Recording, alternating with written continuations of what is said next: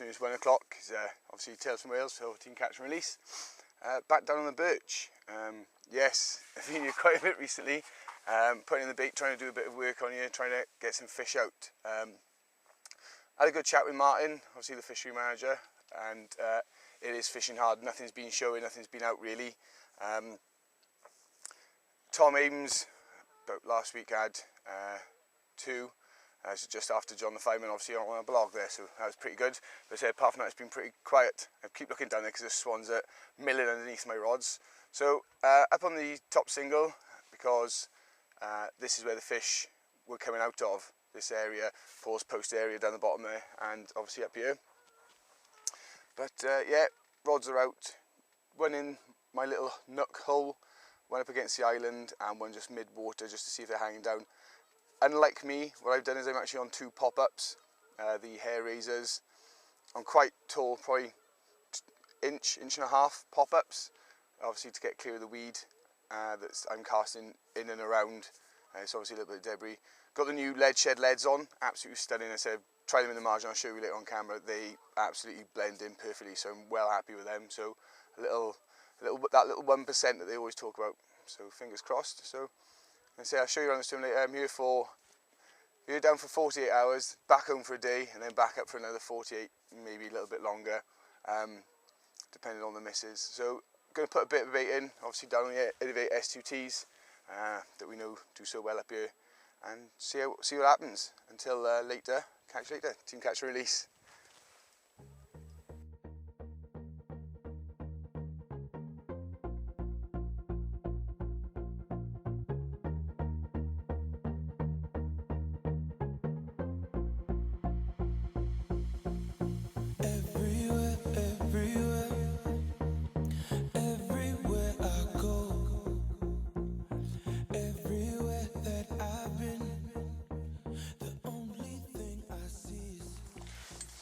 Good morning, one and all. Wow, what a night. Absolutely horrific conditions, blowing a gale. It's still blowing a gale now, but I was basically welded in the bivvy, bar a bit of boxer short baiting, which was what I had to do to keep all my kit dry, because otherwise I would have been soaked through to my absolute crackers. So stripped down, bait up, so nothing in the night unfortunately, just reeled in this morning, and I had probably roach about a pound. Absolute beautiful roach. I was going to take a picture, but I was absolutely busting to get to the amenities, shall we call them. So yeah, I had to abandon ship. But as you can see, I'll spin the camera around now. It is still blowing an absolute hooper up here. Straight into my face all night long. The guy over in the corner, just this way, basically got absolutely blown out last night. Yesterday, sorry, I had to pack away. I got up middle of the night and he was gone, so you know, obviously the poor guy had to pack away in piddling down conditions, unfortunately. Just rebaited before the wind got back up again. I say I got 3 rods out. You see I got one. There we are. Where the very famous, it seems to be coming, John Fireman had his fish here just opposite the 83, because obviously I got the lake to myself because no other idiot's crazy enough to come up here. So I can cast around the lake a bit. Got one there. I got one then just off the reeds here, probably rod length off the reeds, over a bit of bait again, and then I just plumbed for one.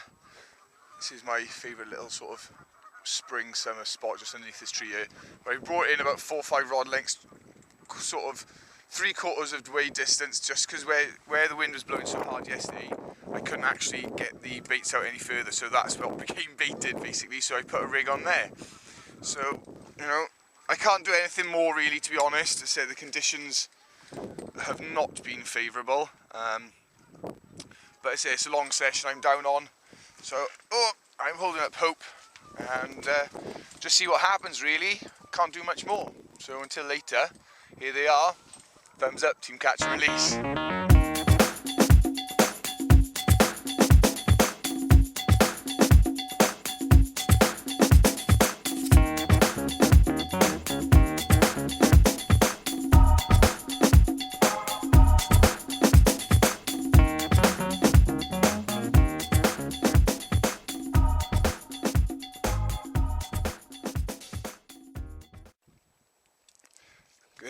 Call me crazy, call me dedicated. I know my old man's looking going crazy or stupid or clinical, whatever. But I'm back up here after a brief stint at work. Got back up on the single hut, put a bit more bait out, put the rods out. It's 10:25. Finished work a bit early, thanks Steve for that, nice one, thumbs up, and for the boss, Chris.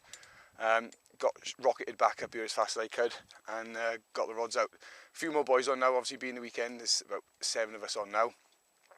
But back where the bait went in, so feeling pretty good to be honest. I said the rods were clipped up, so they've gone back onto where I know the bait was. But yeah, the 2 fish have been out since I've been gone, a lovely 26 to Mike.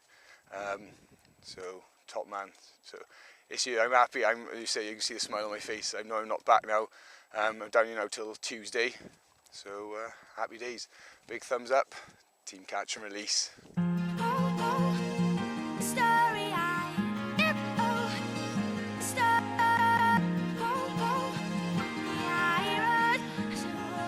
Well, good morning, still morning now.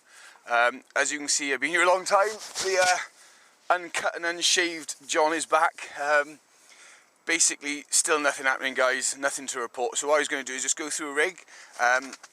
Start to use pop-ups a little bit more now, getting ready for the sort of changing into spring, even though you won't believe it because it has just started to snow. John the fireman is down. He's on the peg across the road on Paul's post where he had that lovely 26 from a couple of weeks back. So we're going to catch up with him later on. He's going to do his blog as well, so that'll be live soon. But I'm just going to talk you through the rig very quickly that I'm using.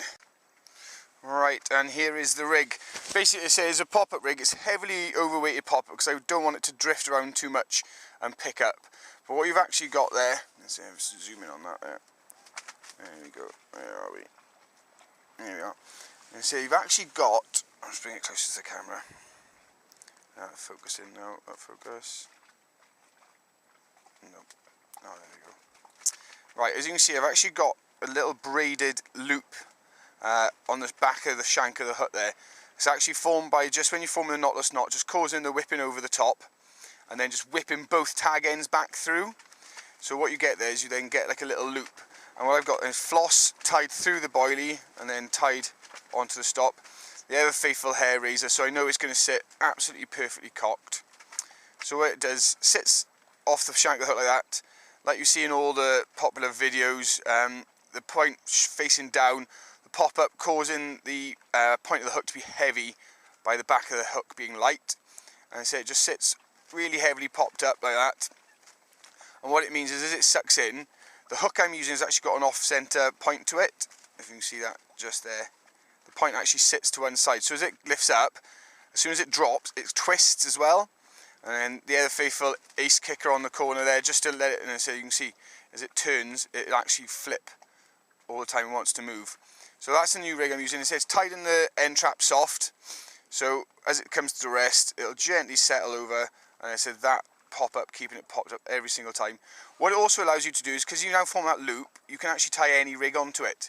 If you wanted to move the rig further away, you can actually push that tube in further up the hook and actually then create a bottom bait rig by having this pushed further up and having a longer piece of the floss. So you know, it's never versatile if you want to use a tiny pop-up. Yet again, just try a shorter piece of rigging. So yeah, that's the rig that I'm going to start using. You know, only on one rod, because as you know, I do love my combi rigs with the snowman setups, so they'll be still going on. But I say it's just another little edge, and I said obviously increasing or moving away the putty can raise or change the height of the pop-up.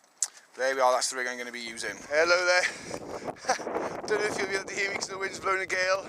But we got one. She ain't massive. Low double.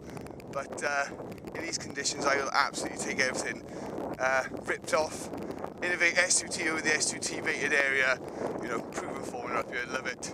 Right, there she is, give her a quick smile. Team catch and release, doing it in all weathers. Get back to you later. £28, 8 ounces, lovely well deserved winter fish. It's so cold, the net is freezing as we speak. Trying to get it off the platform as well earlier when I'd rest it down. But yeah, we haven't had a lot of luck so far. John's had a smaller fish.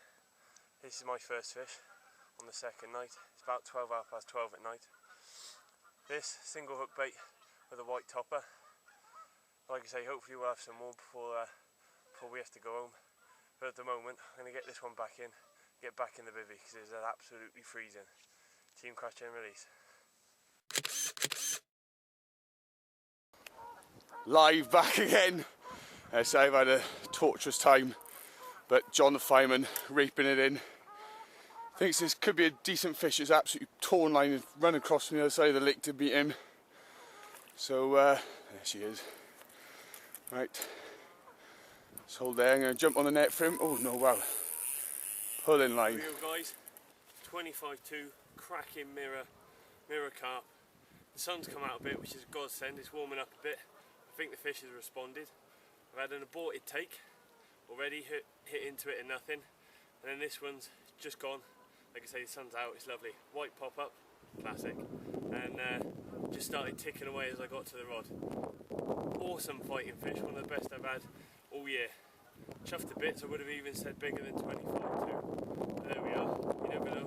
We're in for another night. Maybe some more fish on the bank. Get back to you later.